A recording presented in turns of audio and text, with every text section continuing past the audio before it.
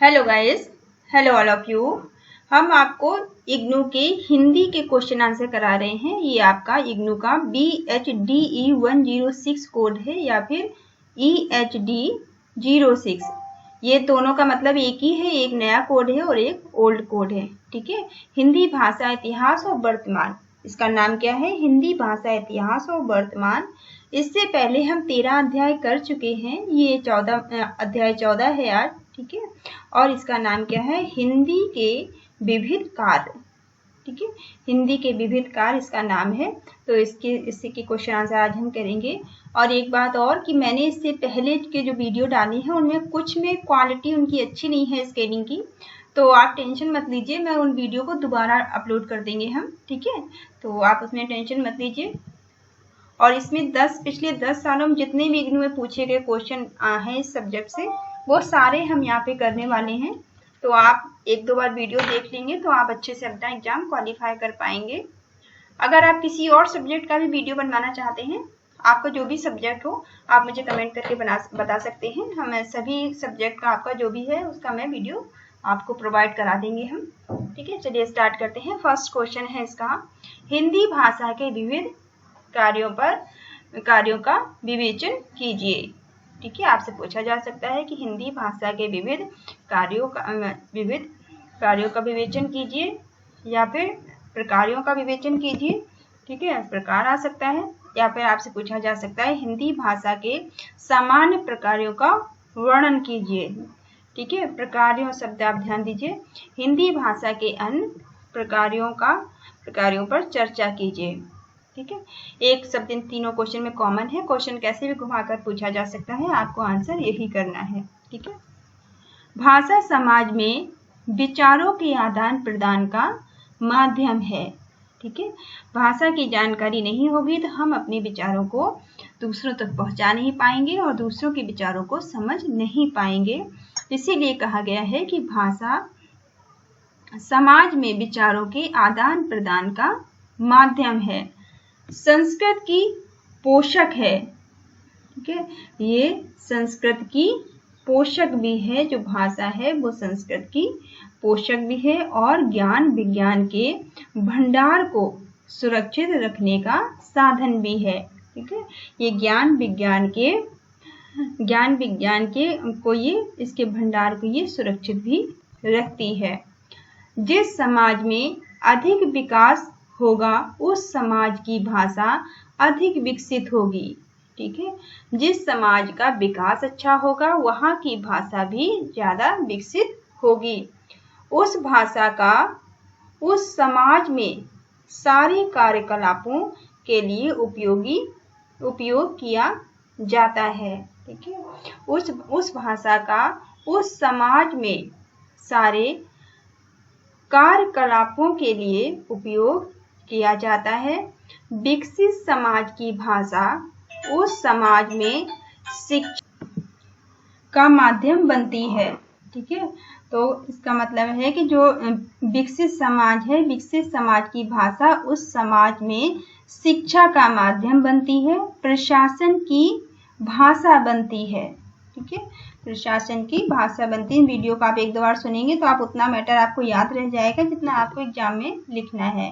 ठीक है, भाषा सामाजिक वस्तु है और भाषा के माध्यम से ही सभी सामाजिक व्यवहार संपन्न होते हैं।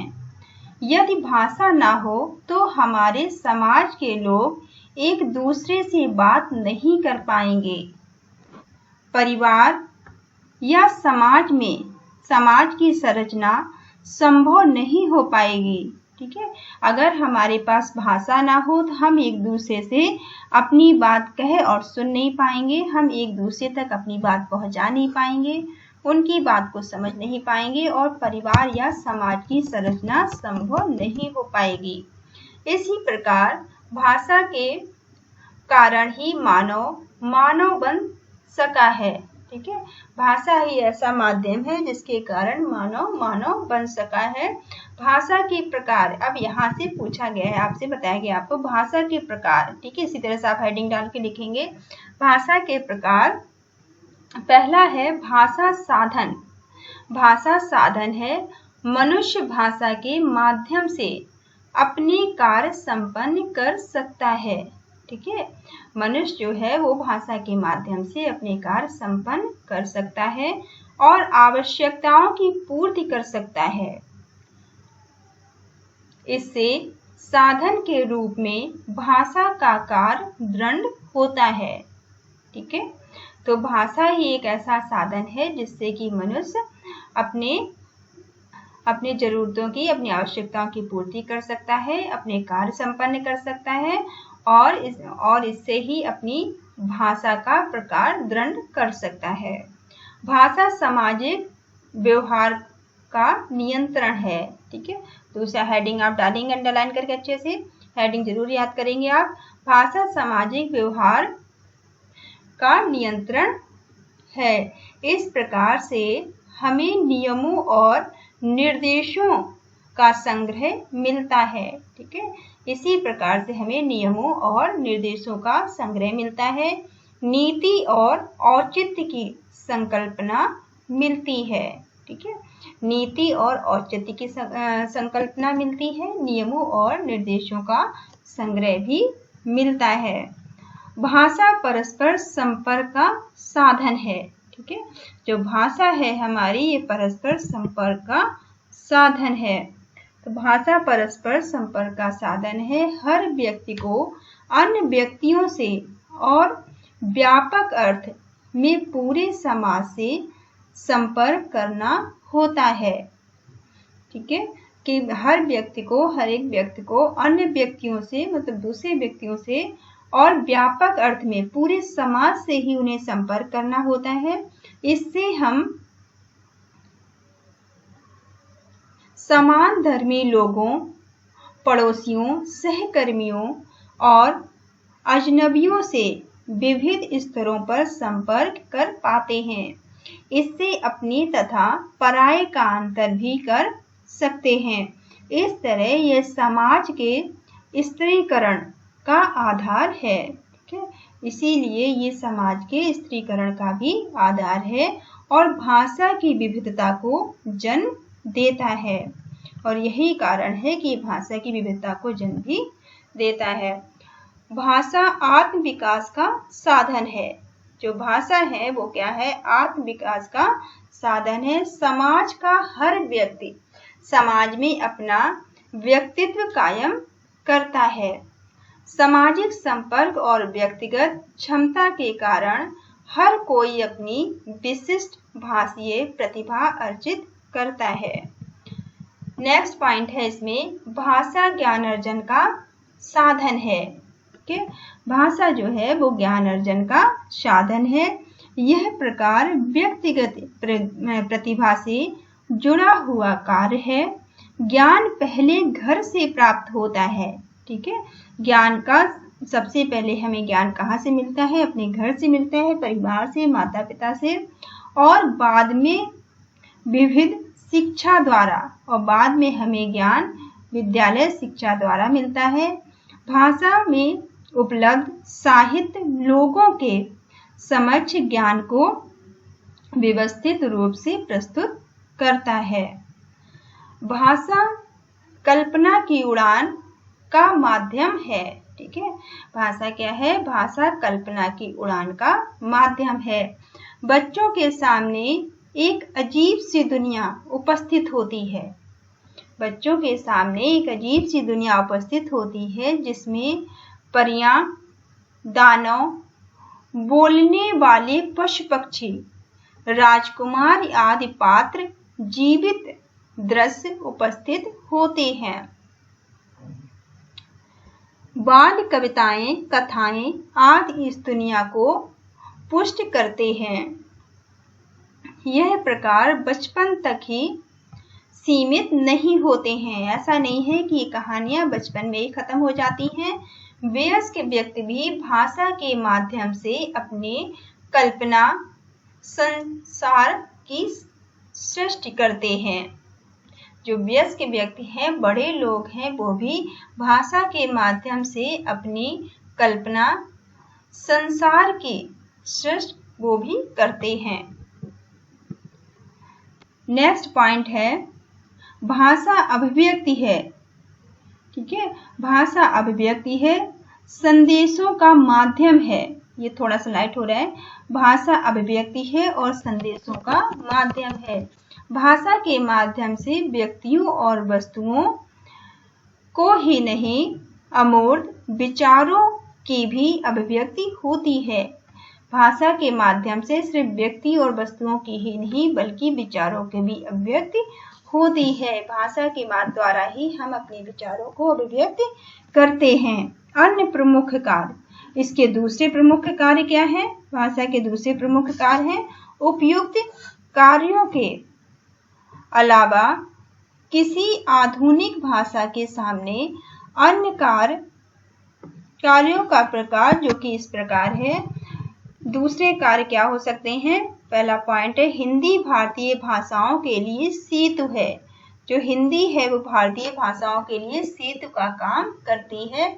भारत की सारी भाषाएं विकास का मार्ग तय कर रही हैं, ठीक है। भारत की जितनी भी भाषाएं हैं वो विकास का मार्ग तय कर रही हैं।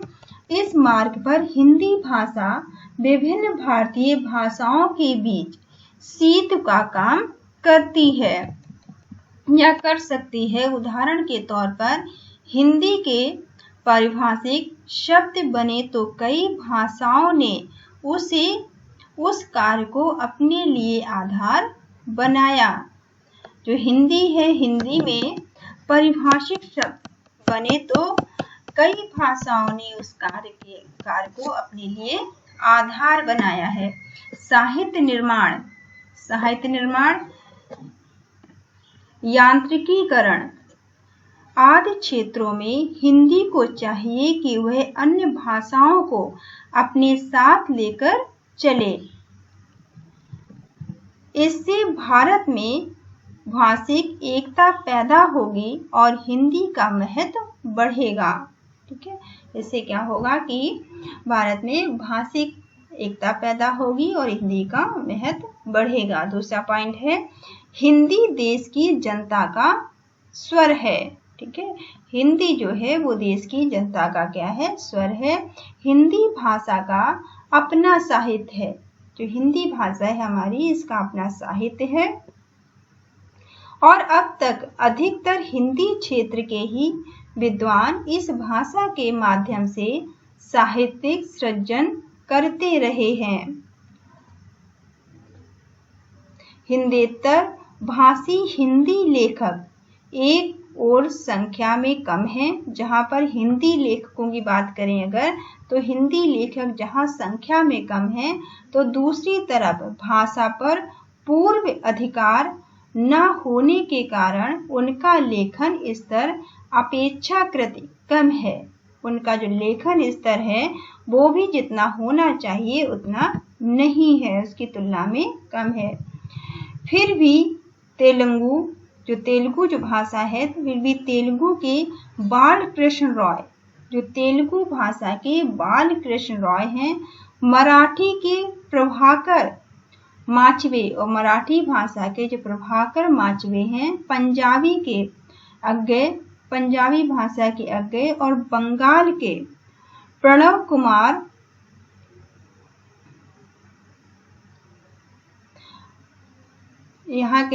कुमार आदि प्रख्यात विद्वानों ने हिंदी भाषा के साहित्य को महत्वपूर्ण योगदान दिया है।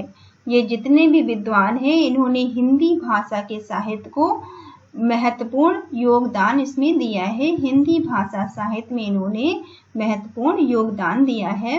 वास्तविक अर्थ में हिंदी राष्ट्रभाषा तभी कहला सकेगी जबकि देश के सभी प्रांतों के लोग मूलतः हिंदी में लेखन करें और हिंदी के माध्यम से अपने अपने प्रदेश के जनजीवन का चित्रण प्रस्तुत करें, ठीक है।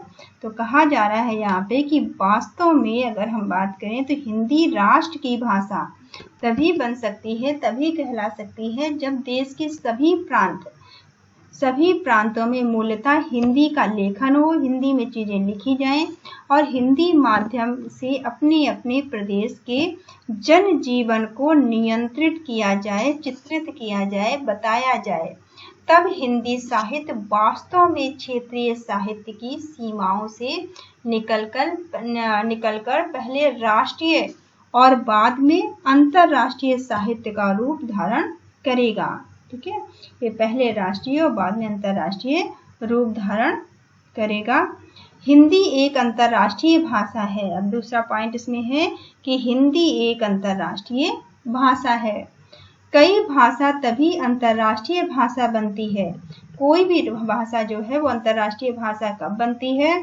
जब एक से अधिक देशों में उसका प्रयोग हो। ठीक है, जब एक से अधिक देशों में उसका प्रयोग हो या उसके बोलने वाले बसते हो। ठीक है, एक से अधिक देशों में या उसका प्रयोग हो या फिर उसके बोलने वाले बसते हो या कई देश उसका परस्पर संपर्क के लिए उपयोग करते हो या कई सारे देश उसके संपर्क में हो। हिंदी भाषा संसार के कई देशों में बसे भारतीयों की सांस्कृतिक भाषा है। जो भारतीय विदेशों में बसे हुए हैं, हिंदी भाषा उनकी भी सांस्कृतिक भाषा बनी हुई है। वे अपनी अस्मिता को बनाए रखने के लिए भाषा को सुरक्षित रखना चाहते हैं। वो अपनी अस्मिता को बनाए रखने के लिए हिंदी भाषा को सुरक्षित रखना चाहते हैं। इस प्रयत्न में वे सहायता के लिए भारत की ओर देखते हैं और इसके लिए उन्हें भारत की तरफ देखना पड़ता है। अभी हिंदी अंतर्राष्ट्रीय स्तर पर प्रयोजनमूलक प्रकारों की भाषा नहीं है। ठीक है, अभी तक जो हिंदी हमारी है वो अंतर्राष्ट्रीय स्तर पर प्रयोजनमूलक कार्यों की भाषा नहीं है। भारत को चाहिए कि वह सबसे पहले विदेशों में बसे भारतीयों को सांस्कृतिक भाषा के रूप में हिंदी को अपनाने में पूरा सहयोग करे। भारत को चाहिए कि वो जो लोग विदेशों में बसे हुए हैं वो लोग हिंदी को अपनाएं, इसके लिए उनका वो सहयोग करें। नेक्स्ट पॉइंट है इसमें, हिंदी निजी क्षेत्र में प्रयोजनमूलक भाषा के रूप में। जो हिंदी है वो हिंदी निजी क्षेत्रों में प्रयोजनमूलक भाषा के रूप में प्रयोजनमूलक कार्यों के लिए हिंदी भाषा का विकास संस्थागत प्रयोग है। ठीक है, हिंदी भाषा का विकास जो है वो संस्थागत प्रयोग है। हिंदी भाषा का उपयोग और उपयोग की योजना तथा कार्यान्वयन संस्थागत प्रयास है। निजी क्षेत्र में कंपनियों और संगठनों को हिंदी के उपयोग के लिए प्रोत्साहित किया जाना चाहिए। जो निजी क्षेत्र की कंपनियां हैं और संगठन हैं, उन्हें भी हिंदी के प्रयोग के लिए प्रोत्साहित किया जाना चाहिए। व्यापारिक वाणिज्यिक संगठनों को अनुभव हो गया है कि हिंदी के माध्यम से काम करने पर वे अपने काम को आसानी से संपन्न कर सकते हैं। वे स्वयं ही हिंदी का प्रयोग शुरू कर रहे हैं। उन्होंने स्वयं ही हिंदी का प्रयोग शुरू कर दिया है। निजी क्षेत्रों में ना सही लेकिन आधिकारिक आंतरिक प्रशासनिक के लिए हिंदी का प्रयोग को बढ़ावा देने के रूप में, जो कि निजी क्षेत्र में ना ही सही लेकिन जो भी आधिकारिक क्षेत्र हैं, आधिकारिक आंतरिक प्रशासन के लिए हिंदी के प्रयोग को बढ़ावा देने के रूप में हमें कदम उठाने की आवश्यकता है। तो ये आपका फर्स्ट क्वेश्चन था। इसमें सेकंड क्वेश्चन है इसका, भाषा के प्रयोजनमूलक कार्य क्या है, इन्हें स्पष्ट कीजिए। अब भाषा के प्रयोजनमूलक कार्य क्या है इन्हें बताइए। या फिर आपसे पूछा जा सकता है प्रयोजनमूलक। ठीक है, ये शब्द दोनों को आप याद रखिए, प्रयोजनमूलक और प्रयोजनमूलक दोनों शब्द एक ही शब्द आए हैं दोनों क्वेश्चन में। कार्यों का सामान्य कार्यों से किस आधारों पर अलग किया जा सकता है। तो इस तरह के क्वेश्चन अगर आपसे आते हैं कैसे भी घुमा के, तो आपको यही उत्तर देना है। उत्तर इसका है, यदि किसी भाषा का समाज के विविध कार्यों के लिए उपयोग न किया जाए तो वह भाषा सीमित दिशाओं में ही विकसित होती है। अगर उसका उपयोग नहीं होगा, किसी भी भाषा का अगर कई कार्यों के लिए उपयोग नहीं किया जाएगा, समाज में विविध प्रकारों से उसका उपयोग नहीं होगा, तो वो क्या होगी, सीमित हो जाएगी।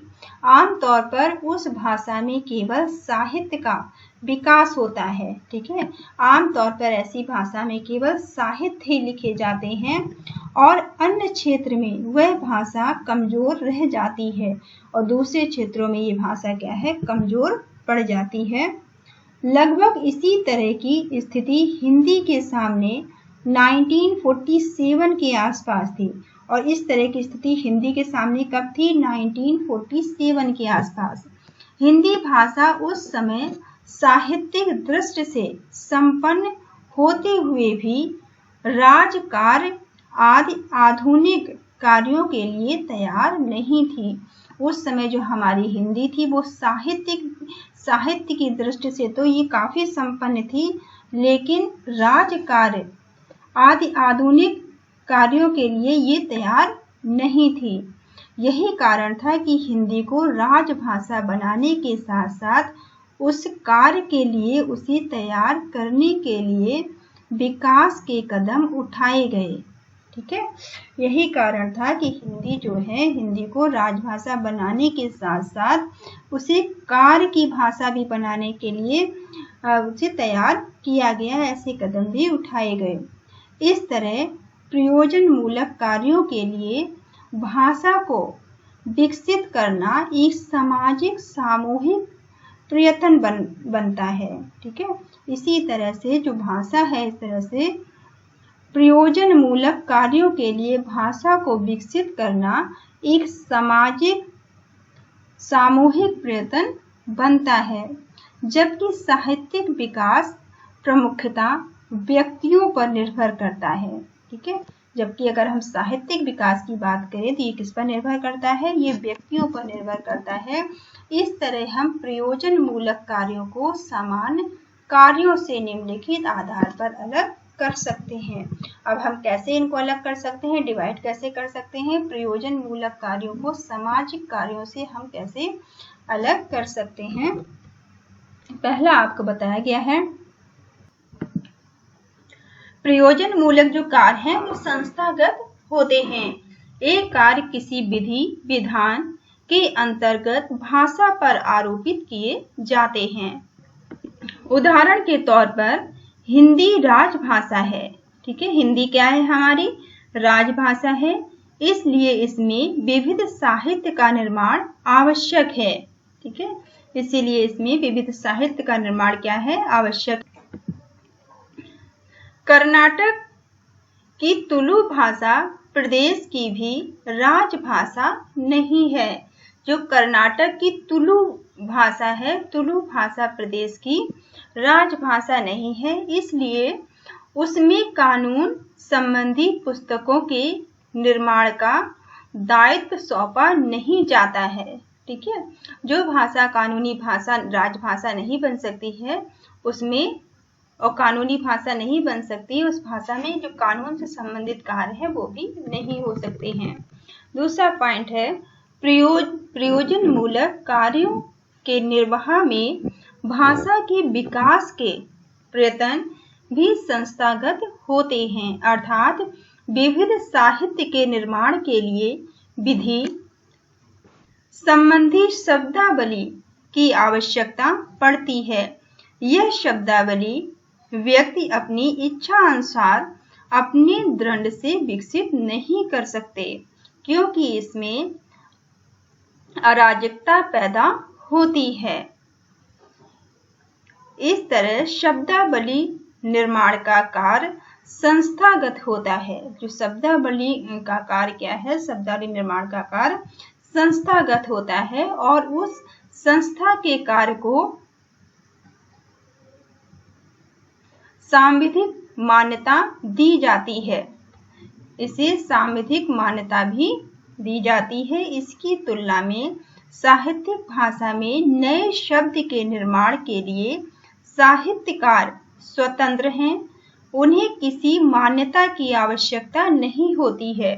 जो साहित्यकार हैं वो स्वतंत्र होते हैं और साहित्यकारों को किसी भी तरह की मान्यता की आवश्यकता नहीं होती है। नेक्स्ट पॉइंट है, प्रकार के कारण 3 अन्य विकास के कार्यक्रम भी संस्थागत होते हैं, अर्थात राजभाषा के रूप में हिंदी भाषा के प्रतिष्ठित होने के साथ साथ यह आवश्यकता पैदा होती है कि सरकारी कर्मचारियों को राजभाषा में प्रशिक्षण किया जाए। जो सरकारी कर्मचारी होते हैं वो उन्हें राजभाषा का प्रशिक्षण दिया जाए, उन्हें प्रशिक्षित किया जाए। इसी तरह राजभाषा के कार्यान्वयन के लिए इस बात की आवश्यकता पड़ती है कि कंप्यूटर आदि उपयोगी यांत्रिक साधनों का विकास कार्य किया जाए और उस कार्य के लिए लोगों को शिक्षित और प्रशिक्षित किया जाए। लोग कंप्यूटर का उपयोग करके भी काम कर सकें, उसके लिए भी लोगों को शिक्षित और प्रशिक्षित किया जाना चाहिए।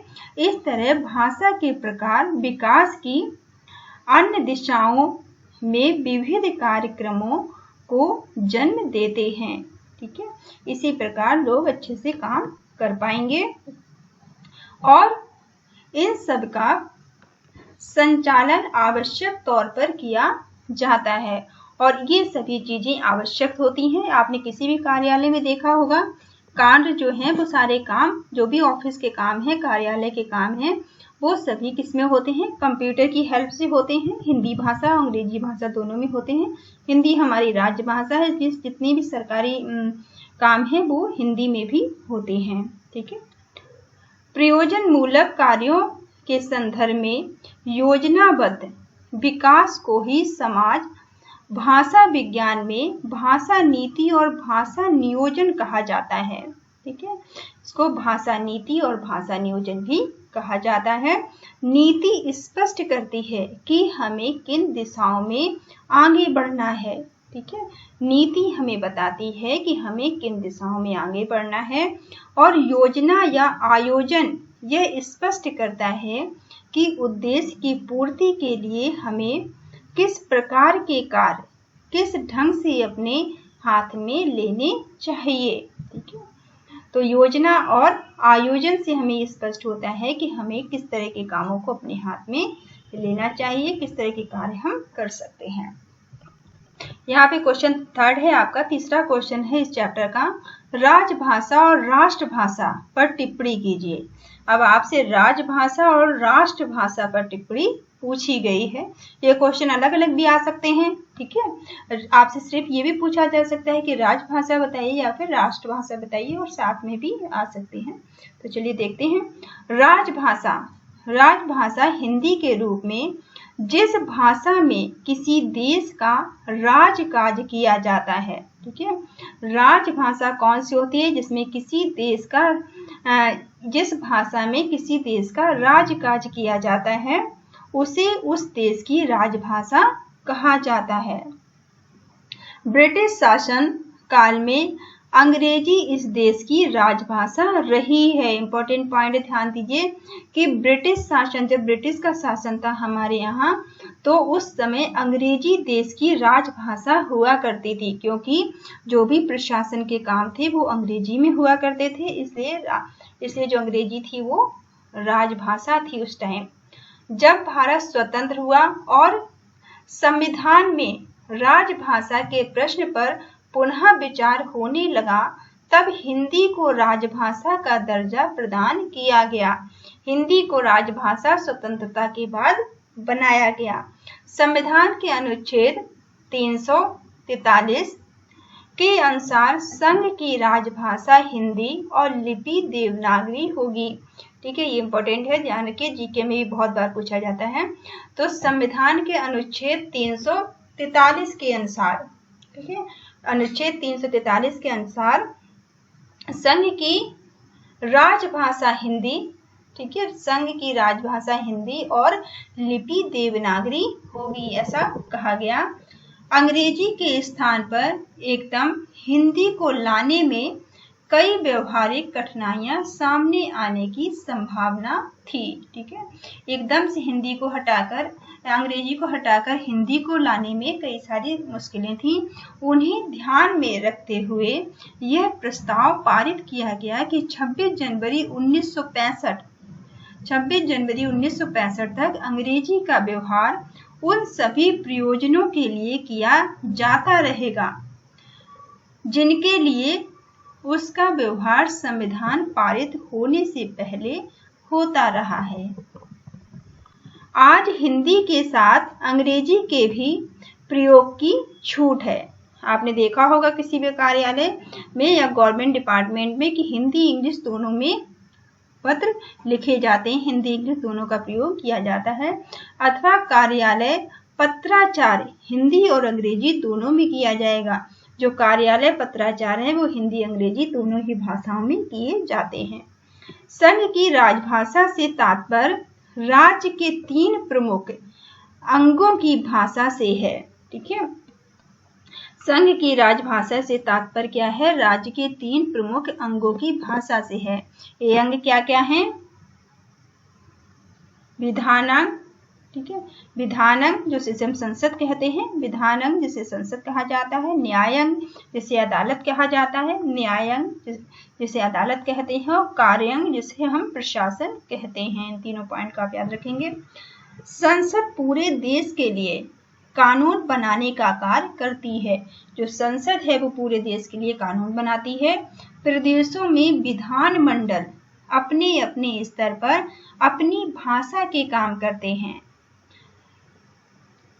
और जो विधान मंडल है वो अपने अपने स्तर पर भाषा का काम करते हैं, अपनी अपनी भाषा का काम करते हैं।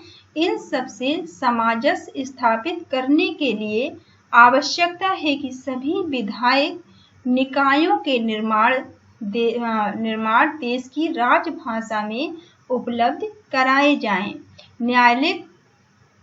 न्यायालय को समन्वित करने के लिए आवश्यक है कि उच्च न्यायालय तथा सर्वोच्च न्यायालय देश की राजभाषा में ही अपना कार्य करें। ठीक है, जो उच्च न्यायालय है और सर्वोच्च न्यायालय है वो राजभाषा में ही अपना काम करें।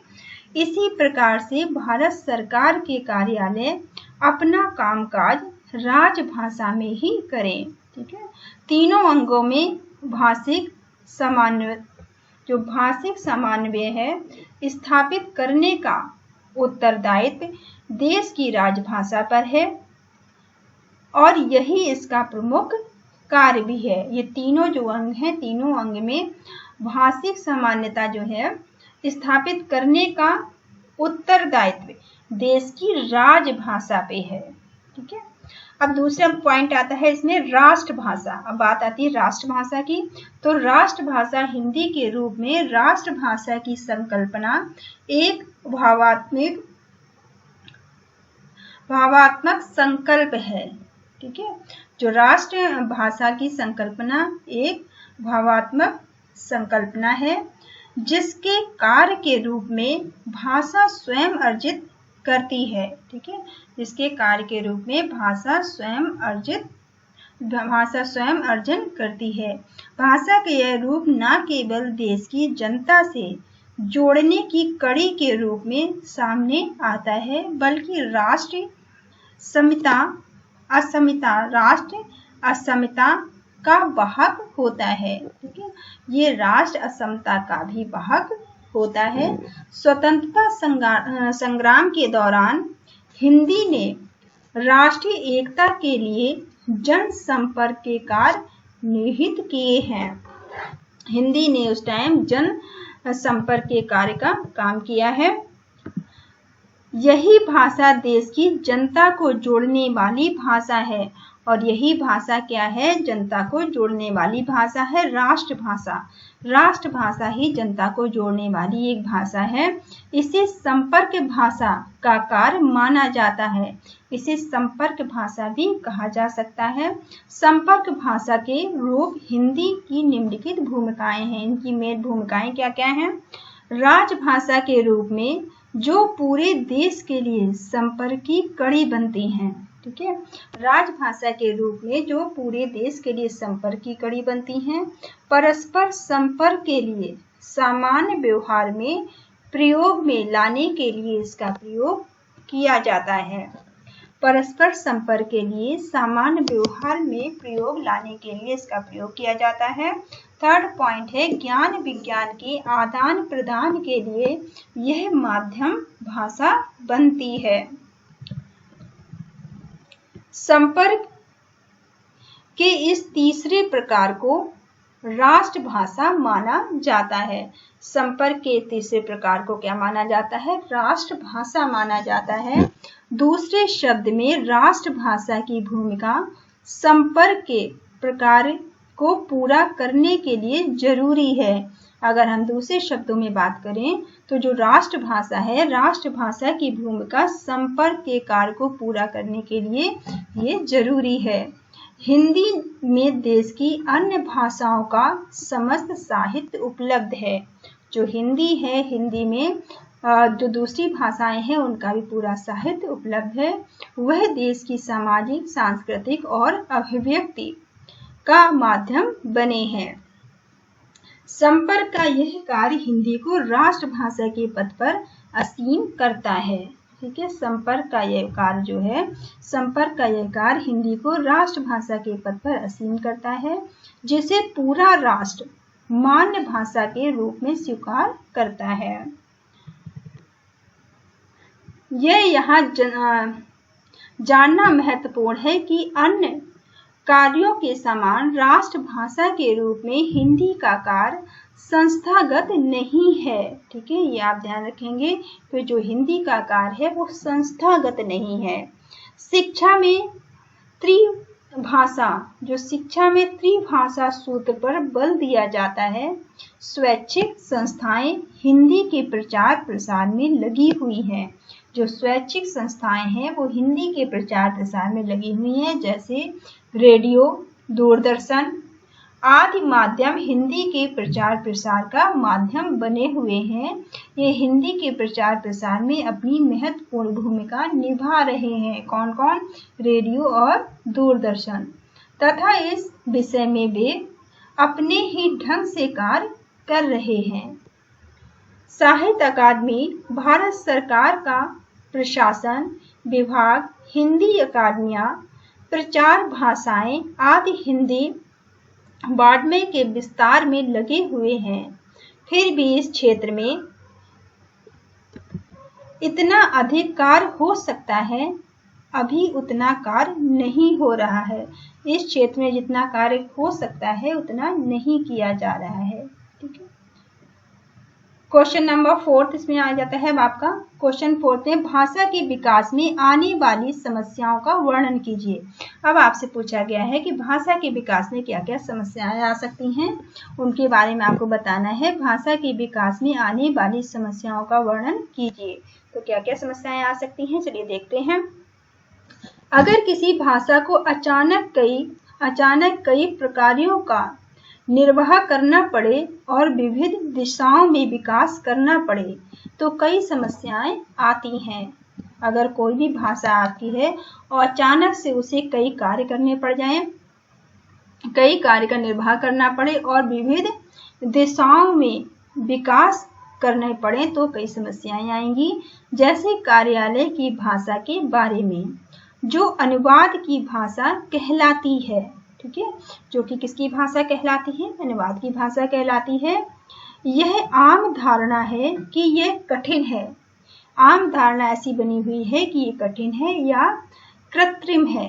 ठीक है, आम धारणा क्या है कि कार्यालय की जो भाषा है वो कठिन है या फिर कृत्रिम है। कई अनुवादक शब्दकोश से समान शब्द उठाकर रख देते हैं। कई अनुवादक क्या काम करते हैं कि समान शब्द वैसे वैसे उठाकर यूज कर लेते हैं और भाषा की प्रकृति की तरफ ध्यान नहीं देते हैं। जैसे कि वो आई गॉट माई सैलरी, जैसे कि कहना हो आई गॉट माई सैलरी, तो मैंने अपना वेतन पाया। आप हिंदी में लिखेंगे मैंने अपना वेतन पाया, कहेंगे तो अजीब लगता है। ठीक है, सही अनुवाद इसका क्या होगा? मुझे वेतन मिला। ठीक है। इंग्लिश में जैसा था वैसा ही हिंदी में अगर लिख दिया तो वो थोड़ा अजीब लगेगा, और हिंदी में अगर आपको सही से लिखना है तो आप क्या लिखेंगे, मुझे वेतन मिला, ठीक है, ना कि आप ऐसे लिखेंगे मैंने अपना वेतन प्राप्त किया, मैंने अपना वेतन पाया, ठीक है। सही परिभाषिक शब्द का निर्माण ना होना, सही ढंग से अनुवाद ना होना, आवश्यक साहित्य या संदर्भ ग्रंथ का उपलब्ध ना होना आदि बाधक तत्व हैं। ये सारी चीजें ही भाषा को कठिन बनाती हैं, कहने का तात्पर्य है। संक्रमण काल में ऐसी बाधा की उपस्थिति होना स्वाभाविक है। विकास की दिशा में सही कदम उठाना भी शीघ्र विकास के लिए अनिवार्य है, ठीक है। विकास की दिशा में भी सही कदम उठाना ये भी अनिवार्य है। उदाहरण के लिए अच्छे शब्दकोश का निर्माण स्वाभाविक होगा, ठीक है। जब हम अच्छे शब्दकोश का निर्माण करेंगे तभी ये संभव होगा। जब शब्दों की वर्तनी और अर्थ का मानवीकरण हो जाए, हिंदी भाषा में कंप्यूटरों से कम लेना तभी आसान होगा, ठीक है। जब हिंदी भाषा में कंप्यूटरों से काम लेना तभी आसान होगा जब सभी कंप्यूटरों का कुंजी पटल एक जैसा हो। ये दोनों प्रसंग काल्पनिक नहीं है, ये जो बात कही जा रही है ये वास्तविक हो सकती है, बल्कि हिंदी भाषा के सामने विद्यमान वर्तमान समस्याएं हैं। विकास की कई समस्याओं में हम निम्न प्रकार से एक आरेख देख सकते हैं। यहाँ पे आपको एक चित्र बनाकर दिखाया गया है, इसको चित्र को आप जरूर याद कर लेना। अगर ये क्वेश्चन आता है एग्जाम में तो आप इसको याद किए रहेंगे तो आपके लिए आसानी हो जाएगी और आपको नंबर भी अच्छे मिल जाएंगे। ये जो इसका चित्र है मानवीकरण, ठीक है, ऐसे आप बनाएंगे मानवीकरण, आधुनिकीकरण और यांत्रिकरण, ठीक है। इसको आप आपस में कनेक्ट कर दीजिए। इस प्रकार तीनों प्रक्रियाएं एक दूसरे से जुड़ी हुई हैं, ठीक है। ये प्रक्रियाएं सभी एक दूसरे से जुड़ी हुई हैं। यांत्रिक सुविधाएं प्राप्त होंगी, ठीक है, यांत्रिक सुविधाएं प्राप्त होंगी तभी आधुनिकीकरण होगा। जब यांत्रिक सुविधाएं मिलेंगी तभी आधुनिकीकरण होगा, ठीक है। और यांत्रिक सुविधाओं का निर्माण तभी होगा जब मानवीकरण होगा, और यांत्रिक सुविधाएं कब निर्मित होंगी, जब मानवीकरण होगा। तो ये सारी चीजें एक दूसरे से जुड़ी हुई हैं। तो ये वाला चैप्टर आपका 14 खत्म होता है यहाँ पर। और आपको कोई भी प्रॉब्लम है तो आप मुझे कमेंट करके बता सकते हैं।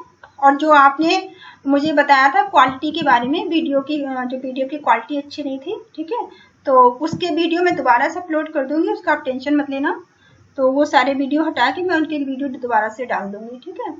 और कोई और भी सब्जेक्ट है आपका जिसका आपको वीडियो बनवाना है तो आप मुझे टाइम से कमेंट कर दीजिए ताकि आपके एग्जाम से पहले आपको वीडियो मिल सके, ठीक है।